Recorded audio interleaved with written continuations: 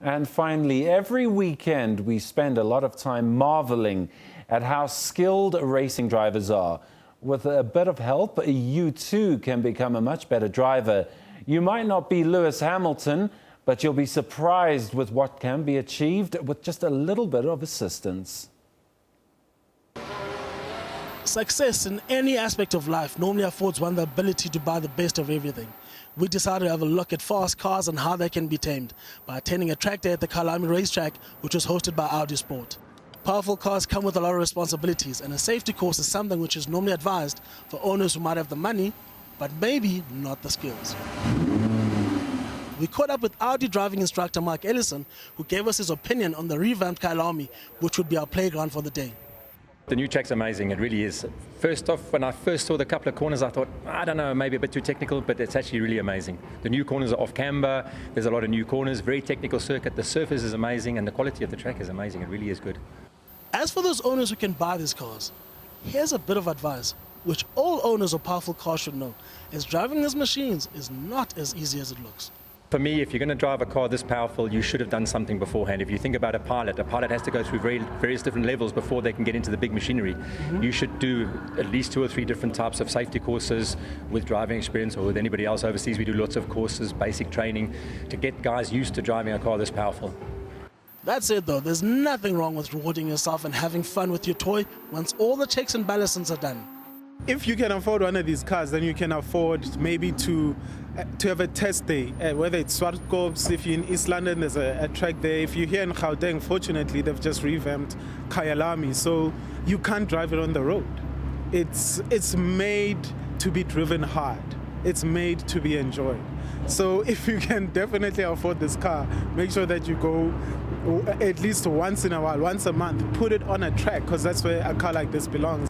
It's all good driving fast and enjoying your cars. Safety on the road, though, requires the driver to be able to stop the car and avoiding hitting obstacles at high speed. This is not always so easy. At first, I was actually a bit scared, you know, when they teach you about the ABS braking, when you're in the RS type cars. That was really scary because it's a normal road car. So when you're on the track, you don't really trust it. And I mean, I don't even think we test our ABS on the cars like we did here today. So it was really scary at first. But once we got into the R8, oh man, you know, this car is just made for the track. You have to use the technology, use the technique. ABS braking means anti-block system. The wheels are able to steer when you avoid the obstacle. And we have to teach the people like this, you know. Otherwise, if you never done brake hard in your life, you know, and you have a critical situation, you really need what we are teaching. For aspiring racing drivers, though, the mystery of the perfect driver still exists, as it is not so easy to know if you're the next Lewis Hamilton or not. Always a good question. It's one of those secret formulas, you know, what makes a good driver. We've had the Van der Linde brothers out here with us as well. They're racing with Audi overseas. And when you see them drive, it's really something special. A lot of practice, basically. I think the more you practice, the more chance you've got of handling a car properly. So really, it's a lot of practice. I'm sure there's a bit of hidden talent there somewhere for when you get to the really top guys. But they all started off the same way, practice. A lot of money is spent on racing programs like rallying and Formula One.